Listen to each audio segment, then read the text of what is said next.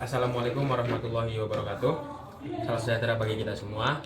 Uh, Perkenalkan, sebelumnya nama saya Muhammad Usman Akbar dari Prodi Akuntansi dengan NIM 2307 020379. Pada kesempatan yang baik ini saya akan memaparkan presentasi dari mata kuliah literasi digital dan kemanusiaan yang berjudul Dampak Teknologi bagi Sosial dan juga Politik.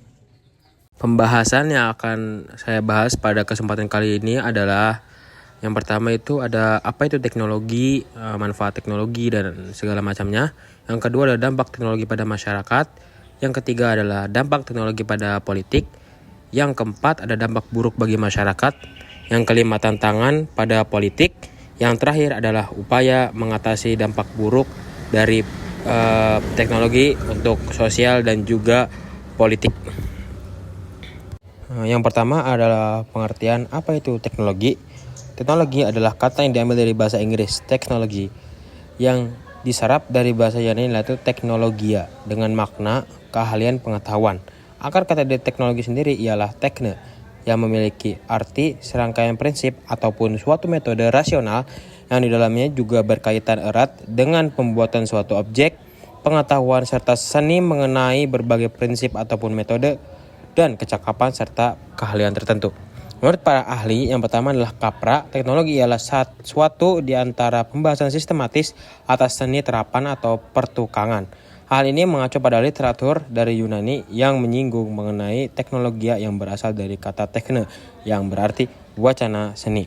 Kedua dari Manuel Castells, yaitu teknologi ialah suatu kumpulan alat, aturan, dan juga prosedur yang merupakan penerapan dari sebuah pengetahuan ilmiah terhadap sebuah pekerjaan tertentu dalam suatu kondisi yang dapat memungkinkan terjadinya pengulangan. Selanjutnya ada dari Gary J. Anglin.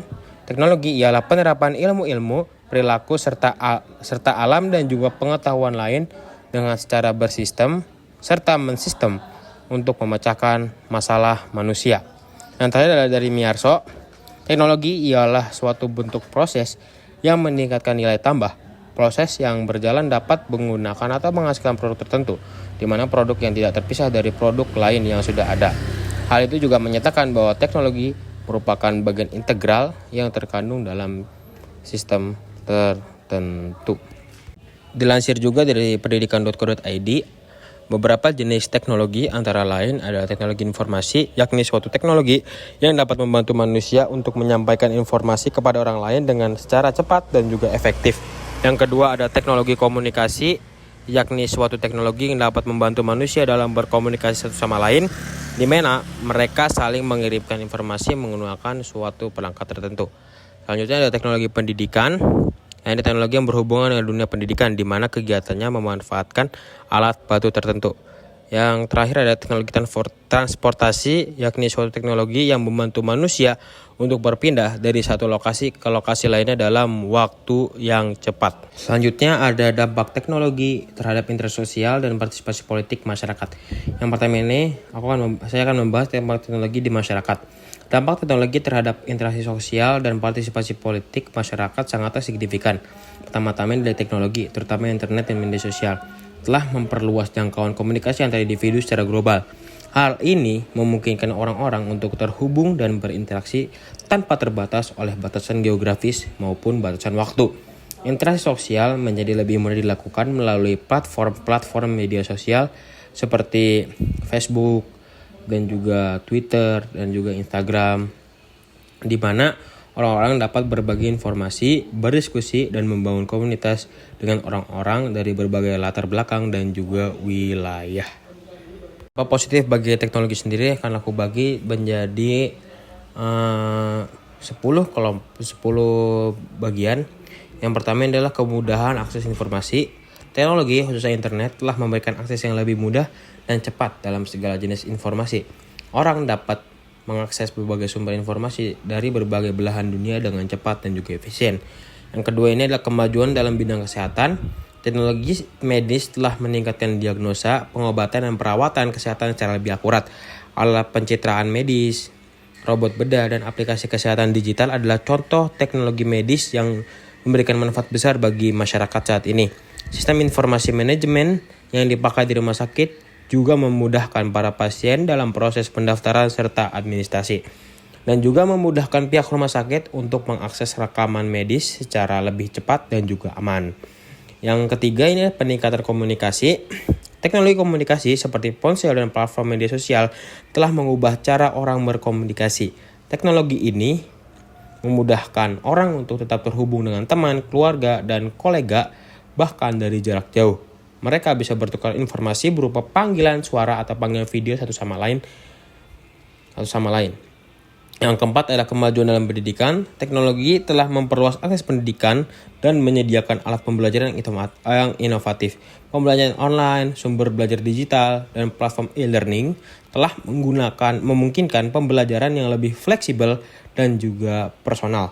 Digitalisasi ini sangat membantu terutama saat pandemi COVID-19 kemarin yang berlangsung di seluruh dunia. Semua sekolah melakukan aktivitas sekolah daring dikarenakan aksesibilitas yang terbatas.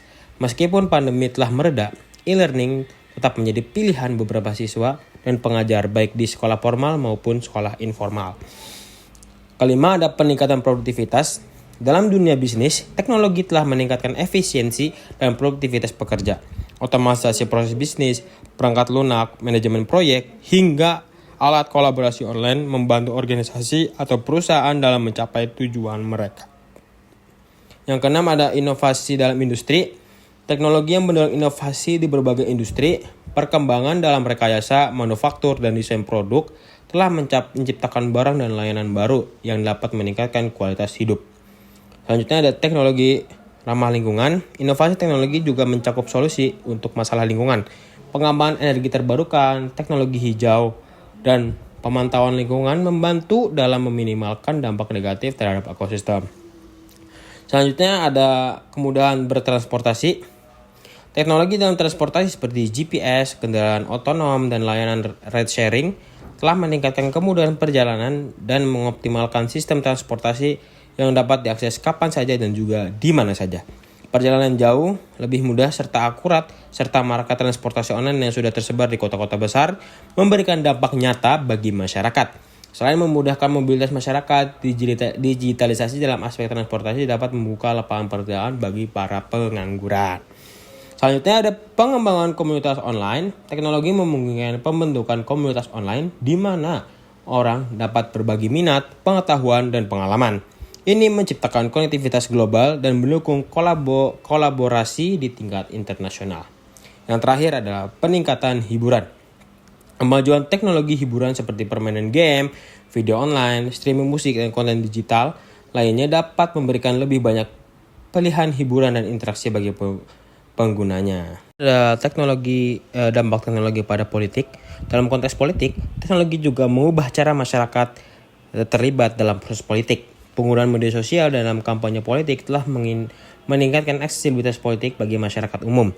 Kandidat politik dan partai politik menggunakan media sosial untuk berkomunikasi langsung secara pemilih, menggalang dukungan, dan menyebarkan pesan politik kepada masyarakat. Selain itu, teknologi juga memungkinkan adanya platform-platform partisipasi politik yang lebih inklusif, seperti petisi online dan kampanye crowdfunding untuk mendukung inisiatif politik tertentu. Namun perlu diingat, dampak teknologi pada politik tidak selalu positif. Meskipun memperluas akses informasi dan partisipasi politik, teknologi juga dapat memicu polarisasi opini dan fragmentasi masyarakat. Aku akan membagi 5 bagian dari dampak positif pada teknologi. Dampak positif teknologi pada politik. Yang pertama ada sumber informasi. Dampak positif paling besar pada teknologi terhadap politik adalah melimpahnya sumber informasi yang tersedia. Informasi memainkan peran penting dalam menjalankan kampanye politik.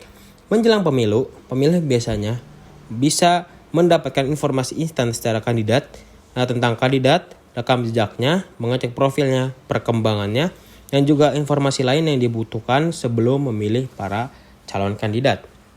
Yang kedua, mencari tahu calon pemilih. Selain bagi masyarakat, kemajuan iptek di bidang politik juga bermanfaat bagi kandidat politik. Kandidat yang berkompetisi bisa mencari tahu siapa yang berpotensi dan akan memilihnya kelak. Kandidat bisa mengetahui profil pemilih, informasi singkat tentang mereka, kelompok usia, dan minat politiknya. Kandidat selanjutnya bisa menentukan strategi kampanye, visi misi, dan juga program kerjanya. Selanjutnya, saya akan memaparkan dampak buruk teknologi yang terjadi di masyarakat Indonesia. Yang pertama yaitu maraknya penyebaran berita bohong atau berita hoax.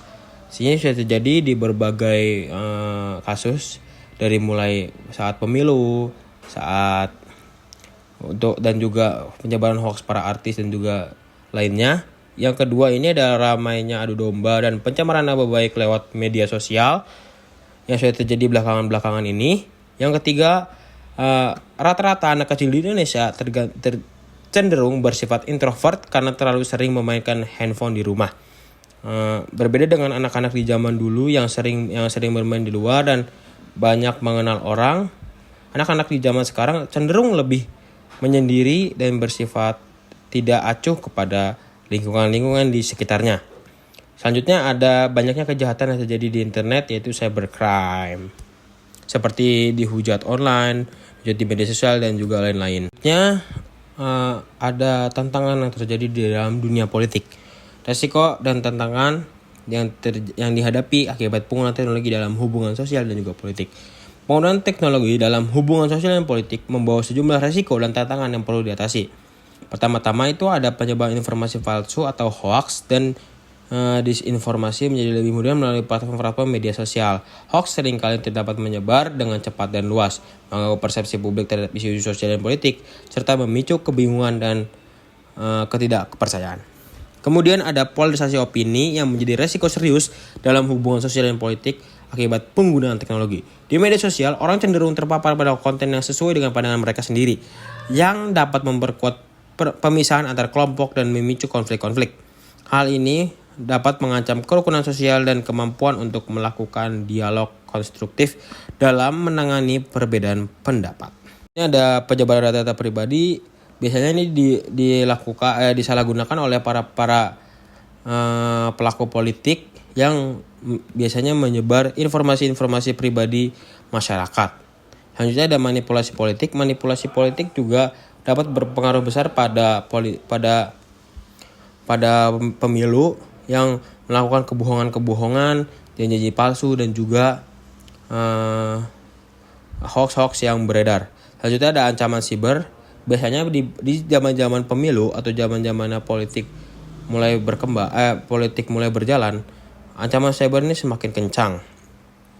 Selanjutnya ada strategi politik yang kotor. Biasanya para kandidat politik melakukan strategi politik yang lumayan kotor untuk masyarakat, dari mulai membocoran data pribadi, memanipulasi politik, dan juga biasanya ada siaran-siaran yang menggunakan AI yang dapat memicu perpecahan antar individu. Selanjutnya ada upaya mengatasi resiko dan tantangan yang terjadi. Untuk mengatasi resiko dan tantangan ini, tantangan masyarakat dan juga politik, diperlukan kerjasama antar pemerintah, perusahaan teknologi, dan juga masyarakat sipil. Upaya perlindungan data, peningkatan literasi digital kepada masyarakat, regulasi yang memadai terhadap penyebaran hoax dan disinformasi, serta promosi dialog antar kelompok yang inklusif adalah beberapa langkah yang dapat diambil untuk mengatasi resiko dan tantangan yang dihadapi pengguna teknologi dalam hubungan sosial dan juga politik. Untuk mengatasi dampak negatif teknologi dan memaksimalkan manfaatnya dalam memperkuat tatanan sosial dan politik yang inklusif, diperlukan sejumlah upaya mitigasi yang efektif. Pertama-tama yaitu peningkatan literasi digital kepada masyarakat itu sangatlah penting.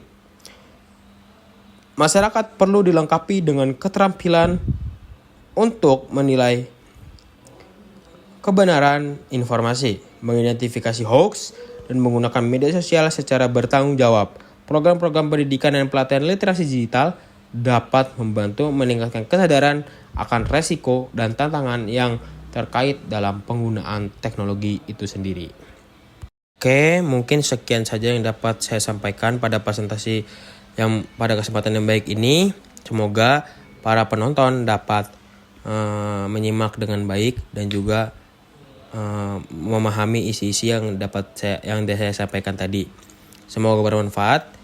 Billahi taufiq wal hidayah. Assalamualaikum warahmatullahi wabarakatuh.